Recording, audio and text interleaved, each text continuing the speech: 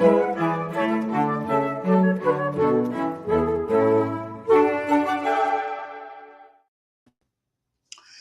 ladies and gentlemen. This chess show on Pod TV. My name is Sasha Star, and my today's guests are Professor Ken Regan. Welcome to the show. Thank you very much for having me on. Very snowy here. Yeah, no, it's not snowy outside here. It's a nice -7, 8, something like this. Okay, and now also I'd like to introduce Professor Dunn. Sorry, my last name is escape. Um, okay, I'll remember that in a sec. Welcome to the show, Dan. Sorry for losing your Fleetwood last name. Is right. It's great to be here. Just remember Fleetwood Mac. Yeah, that's a good one. And also, if you will be more often on our show, I would get used to you. Probably my namesake photographed Fleetwood Mac. Yeah. Ken Regan, the photographer, was a famous rock band documenter. That's awesome. So, what's happening in the chess world these days? One tournament is right after the other one. Most tournaments online, what we are seeing, they have basically the same participants over and over, and yet the interest is still great to these tournaments. So, it seems to me there is a ongoing experimentation of what is the right way to present chess to public. Say, like any other game, like basketball, hockey, it took years until they developed a certain way to present the game. It's become basically pastime of millions, tens of millions of people, and maybe that's what something happened in chess. That there is a maybe Ken. What's your opinion? And then Dan. Well, I'll mention that basketball and hockey in North America are trying to figure that out. The NBA All-Star Game has tried various experiments, but it's evolved in a way that's just not interesting. Whereas ice hockey just ran this Four Nations tournament, so with actual country teams that people care about, and it was scintillating. Great game. Went to overtime last night.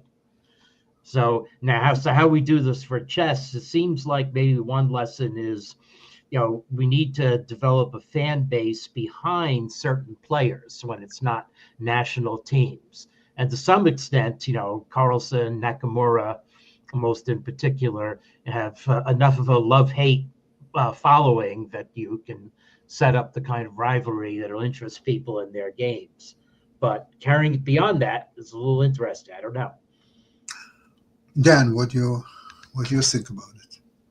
Well, I think there's a market for the leading players, and there's a market for players who are let's say have great camera presence, and they're essentially online personalities and influencers. That's actually pretty similar to a lot of other fields.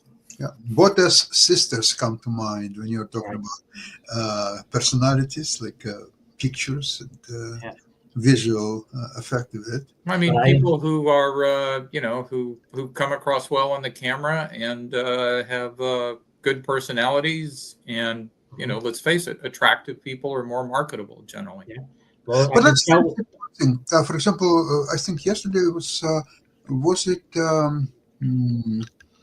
this Duda defeated Firouzja. What would happen if it would be an opposite result? Firouzja would defeat Duda. Would anything happen in change in anybody's life? Do you really care who won against whom? Well, it's interesting. Duda recently gave an interview saying he was, had considered retiring, going to pursue other things. So maybe this. Well, he's been young for a long time. So I suppose after you've been young for a long time, the next logical thing to do is retire, right? Yeah, because, that's right. Because you cannot get any younger than you already are. So there is only one way to get older, and then he will be a veteran, and then he will be playing in over 65 years championships, for seniors. Okay, so let's let him retire. There are a few other great players who retired. Fischer, for example. Oh, yes. Well, we have early retirees like Fischer and Duda now. Yeah. I mean, That could make actually so sensation. most chess players, when they're young, come to a point where they realize that they're not going to be the best player in the world, and that they're not going to be able to make as much money playing chess as in other fields. So I list myself, and I'm sure Ken, and I'm sure Sasha in all of these categories. So we find and maybe Howie Fan, to the do. women's, still the top-rated women player. Right, She's exactly, academic as exactly. well. Yeah. So, having more outlets and, more opportunities for financial, let's say, gain or so will increase the number of people who can be chess professionals, other than like strong tournament players and teachers. When I was just 12 years old, and I was visiting the chess section in Odessa chess club, because there were also checkers section, but of course chess was way much more popular. And so there was old. He was candidate master. He was at that time. He was already 45 or something. And I'm not trying to insult three of us, but for me at the 12, he was an old man. And at that time, Botvinnik played the world championship match with Petrosian. And Petrosian won, and he became world champion. It was 1963, as we all know. So he, on one of the lectures, he was talking about this match, and then he showed one of the games. And then he asked any questions. And I raised my hand. I was the only one. He said, "What's your question?" I said that in this match, Petrosian proved he's a better player than Botvinnik. But I don't recognize him as a world champion because he never beat me. So this old, his name was Roizin, Lev Bensionovich Roizin. I met him several years ago in San Francisco, where he immigrated. Probably he's dead by now, but I hope not. He was so furious that he became all red. And he said, "Okay, I will play you, and you will understand what is real chess." And of course, he was much stronger player. Of course, he said, "Okay, let's play." And he was so nervous, he sacrificed all his pieces, and I won easily, which made him even more furious. So he asked, "Okay, let's play one more game." And I said, "No, there is no interest for me to play you. If I could play Petrosian, that would be a different story." That was the end of the story. So this is one of the funniest stories that happened. Yeah. Well, as it turns out, Petrosian was pretty good. He was good. Yeah. He was good. He was pretty good. Even Fischer at the time, he thought that the strongest Russian player is actually Petrosian. And he had great difficulties to play him speed games and in tournaments. But eventually, people would like to see defense triumph. The tall Petrosian games are particularly fun to study. Yeah, and his exchange sacrifices were quite interesting.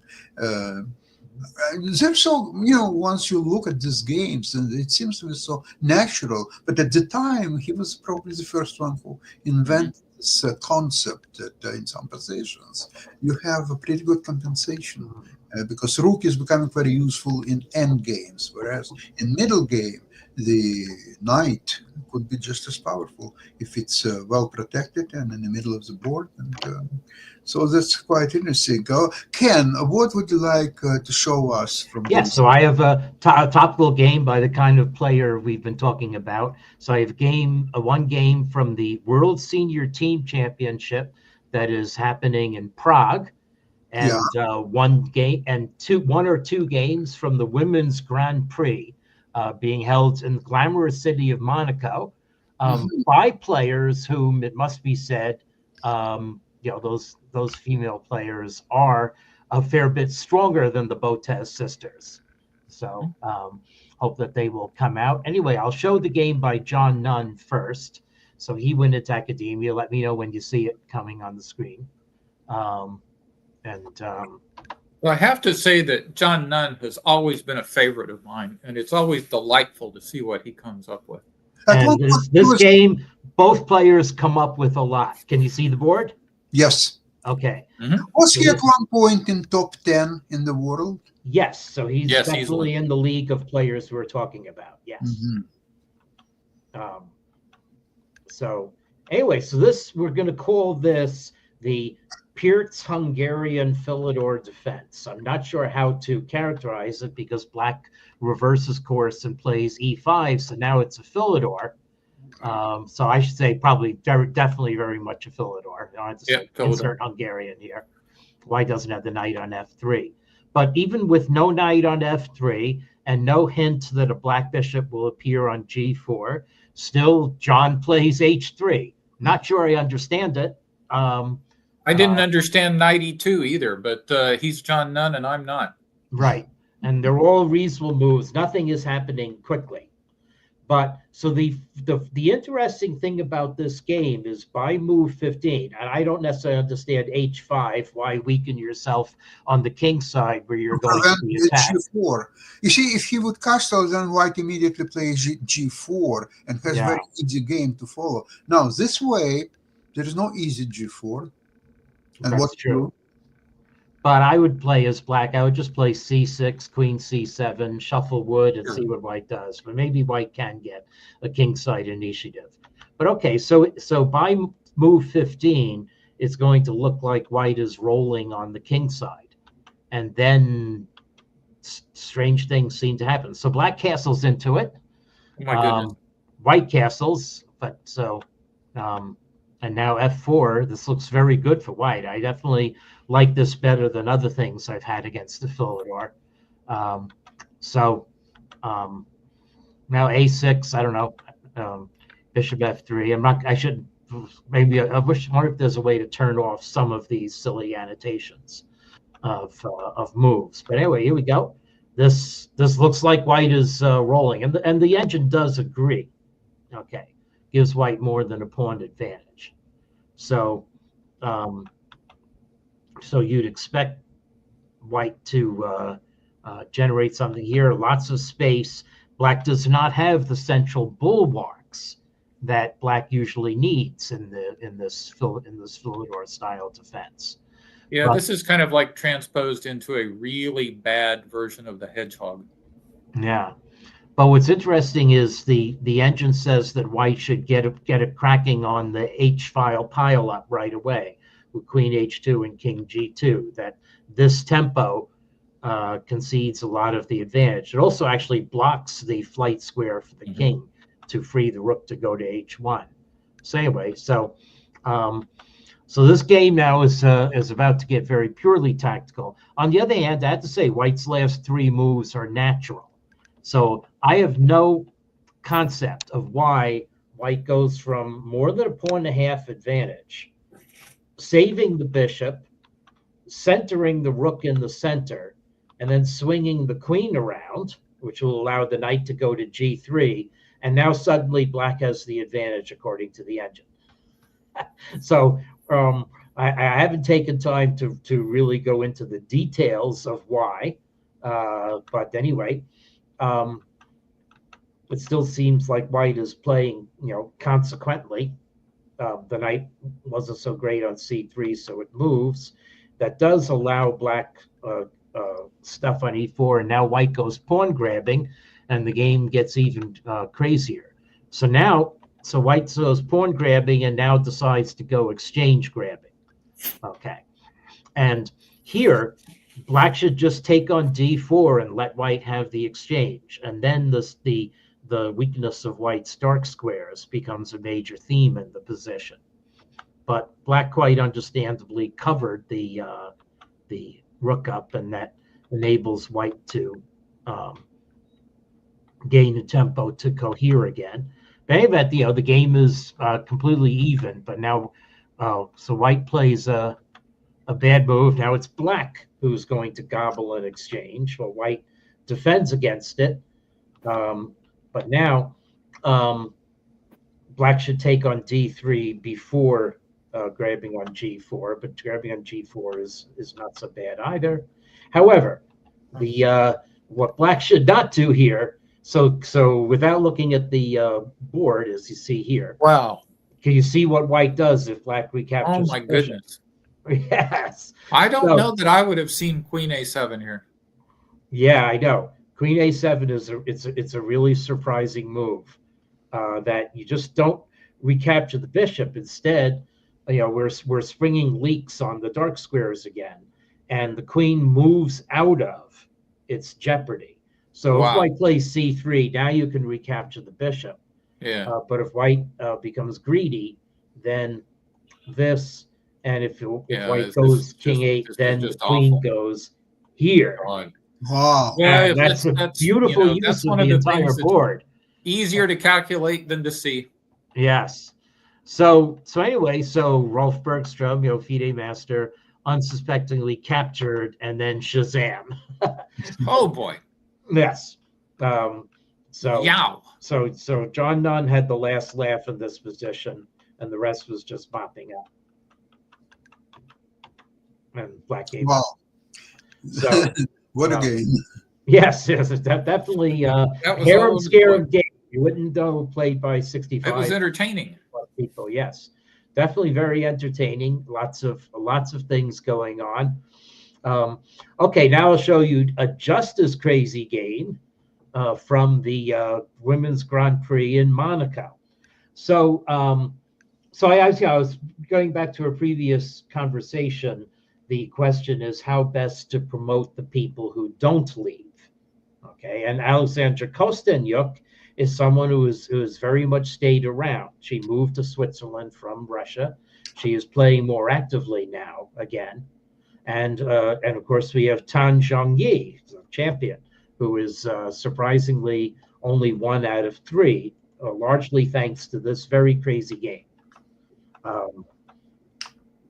Okay, well, it starts, in the normal Grunfeld type position, except players play these moves now, H4. Yep.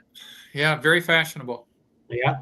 So now E4. So we have the sort of position where white has usually played Queen A4 check and Queen takes C4 already, but it's never too late to do so. So here we go. Queen takes C4. Black castles, and now black castles into the attack. So let's see how white is able to, if white is able to get an attack. White first grabs a pawn. Black is unperturbed. Black will now be able to strike back in the center. So white now is trying to cut out some of black's pieces. It would have been good to preserve that light squared bishop, or at least defend it with the rook, but we're playing actively here. And now, so now the game is pure tactics. And maybe we can't really criticize moves. It depends on how far you see how they work out. So black, by the way, could take that pawn with various things. Could have taken it with the knight. Okay, so now the position is solidified a little more in character. White has the 2 bishops. Pawns are even. White has better pawns, but white's king is stuck in the center. Game is supposedly balanced even after that slight slip, according to the engine. It's match bishop G3, a natural move, but now things are going to explode again in a moment. Okay, so here's the funny thing. Games where I find it very hard to storm a position where you're fighting against the 2 bishops and solid pawns and have ragged pieces and 2 knights. And yet black is able to do this soundly. Is maybe not the point. Black is really able to land some blows against white's really solid bishop guarded looking position here. So here we go. First such blow. Knight takes knight E3. Okay, so we actually can take it. White will have the advantage in all these lines, but These are rapid games, Ken? no, these are classical games. Although Classical games? Oh my it gosh, must be so much said- time pressure. yes, it must be said that the players. Wait a second. Yeah. Now here we go. An hour 30. Holy So cow. I did not Wow, notice this I saw aspect it and of it. forgot it. I was so wrapped up in the game. but it's like in a few moves they use a lot of Goodness. time on their clock. So let's see, where do they do that?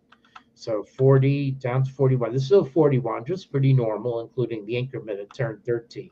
But then when things started getting crazy, white got Yeah, down to E5 60, that or yeah that. and black took a long time. Why did black take a long time to capture that knight?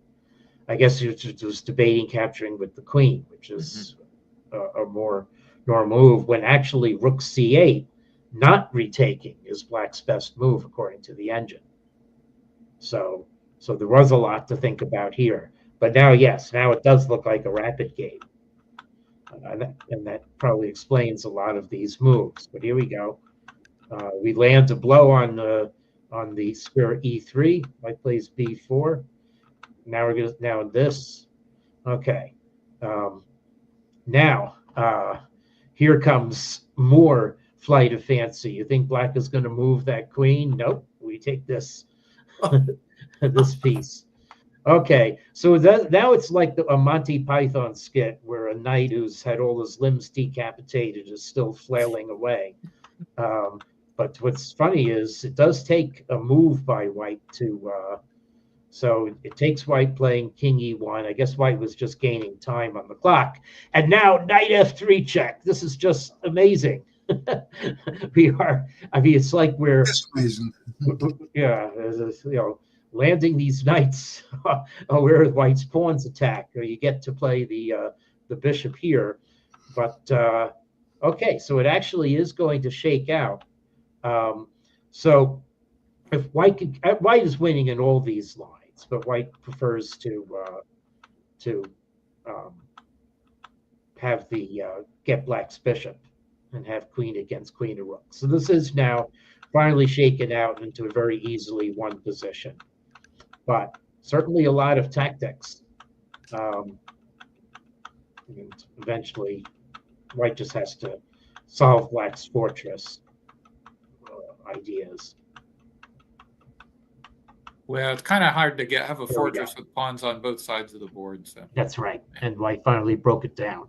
Now the knight promotion at the end is that's cute. Is a cute touch. Queen would do it as well. Oh, yeah. To win. So I have one more game that's a lot more sedate. Okay. And it's really even until the very last move.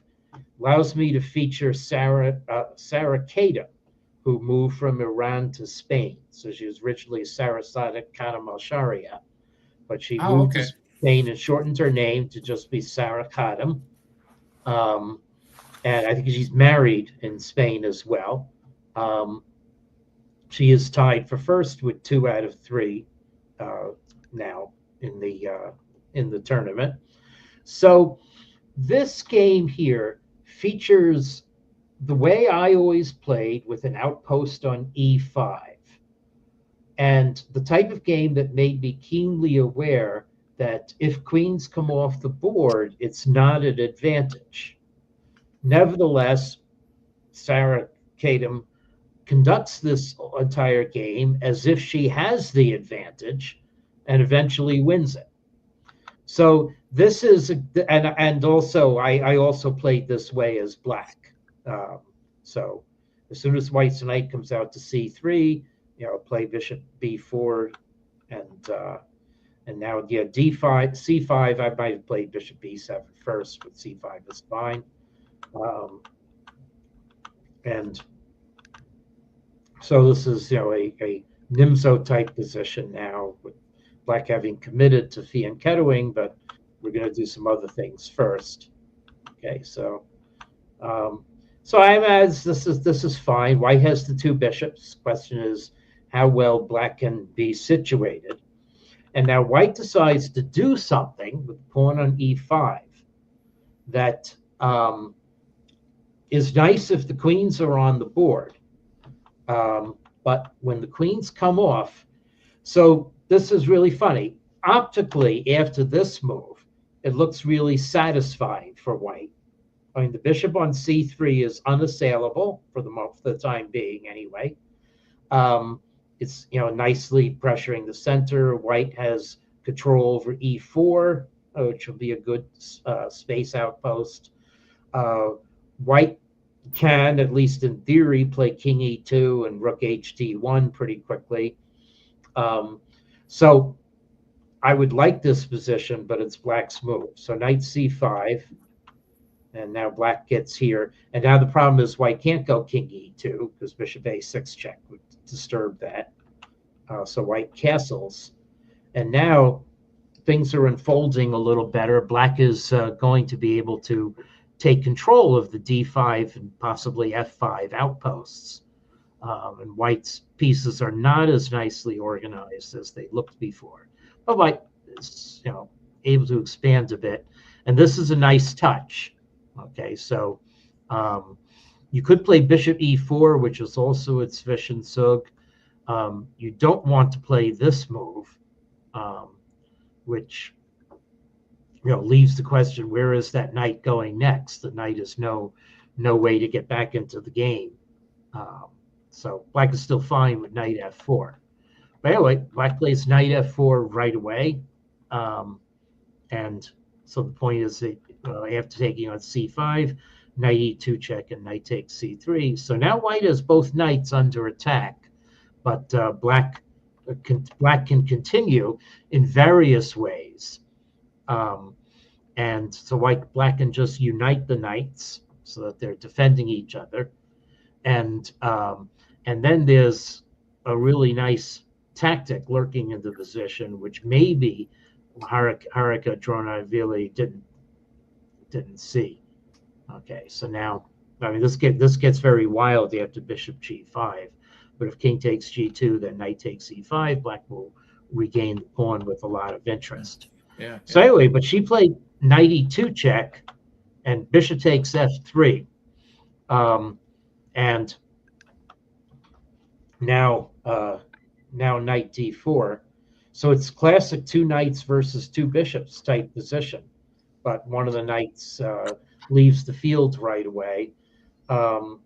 It wasn't really convenient for white to preserve this bishop by bishop b1. Because why not take knight on c5? Maybe that's what white did. Yeah, more resistance. Yeah.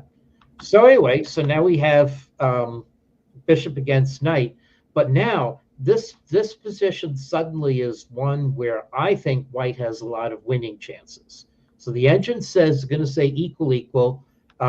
Actually, the reason why white does not have winning chances in this position is that ultimately black should be able to sacrifice an exchange or sacrifice the knight for white's pawn, and there will be insufficient material for white on this side of the board.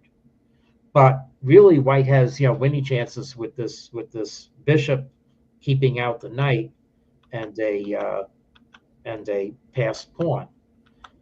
Okay, so now what black should do is capture rook takes a7.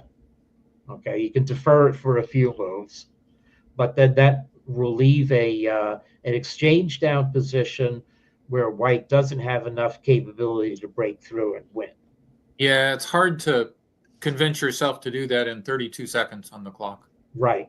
And with 32 seconds on the clock, also since this is a 30-second increment game, it meant that Haruka played her last move with just 2 seconds left. Yeah, exactly. So what happened here was knight takes e5, and then Shazam. Hello. Yes, and 1-0 white. So that was a most unfortunate accident. But well played. As I said, Sarkisian played confidently, exploited the trumps in her position, withstood the attempted counterplay. So all in all, a very interesting position. Pretty tactic at the end. Yep. There's one more game I want to show just for something in the opening. Okay. Let me just see if I can find which game it is. It may be this game. Let's see. No, maybe I'm not. Oh no, yeah, it is this game. So this is the another very, so I'm just going to show the opening of this game. So Humpy Konaru is also one of the leaders for Haruka again on the short side of this position. So we play 4 knights game. Mhm. Black captures and white captures with the pawn. Yahoo! Yeah, this is again the G file thing. I would have thought capturing the queen would be totally automatic, but what I see here in my chess base game is that in this position, Etienne Bacro is the only 2,700 rated player to recapture with the pawn in this position. So it is being done. And not even so recently, 2009, 2008. So this is a known idea to recapture with the pawn, even though it seems a self-inflicted wound. So we got a very interesting pawn structure already, but Black eventually won this game. I thought that opening was an interesting. Yeah, very interesting. Yeah, because it shows that in this particular position, White has a small advantage. Right. It's hard to understand. Yeah, I'd probably reserve that for games where White is the stronger player and didn't want to face a booked up. Yeah, agree. Booked up here with the 4 knights defense Exactly. line. But what's interesting is that Humpy Konaru does outplay White in this game, and actually, so what's White tries simply maintaining. The players could have repeated moves here, but White decided to try for more with the strong thing in the center, and so this is actually a good example of just losing the thread of the game. Like White makes a foray on the queen side, but look at White's pawns are a bit overextended now, and then the game now is just going to drift more and more black. White retreats. Black gains the initiative on the queen side. Black's pawns are together. Never mind that some of these moves are deemed inferior by the engine. Black has just improved the position mightily, and White has done nothing. The pawn on e5 is actually a blockage. Yeah, because the pawn structure is much better for Black than White. Yep. Right. Yeah. Yep. So White again declines a repetition and just doesn't realize that Black is going to invade here.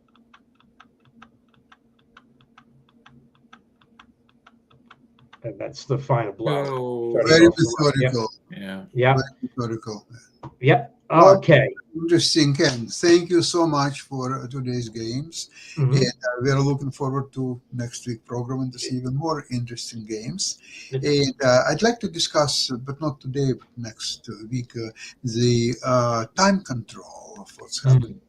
Duda winning games without increments, and he's just openly playing for flag, and his comment was that, well, I didn't break any rules.